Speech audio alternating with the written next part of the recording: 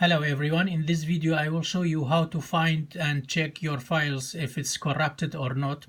So I got this folder, there are videos, I transferred them from my iPhone. So you can put your mouse here and then you see the file is MOV file and it shows you the length. So once they show you the length means the file is good and not corrupted.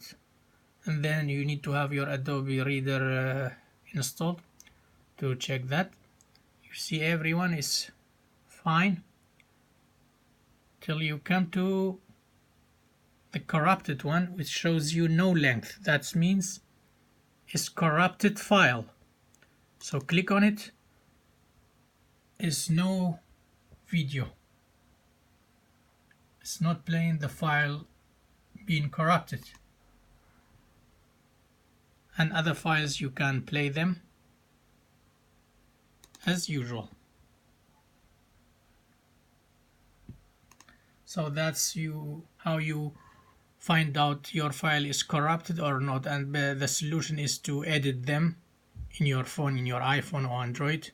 Edit them and then create a new video, then transfer them to your device, laptop or whatever. Thanks for watching. Have a nice day. Bye.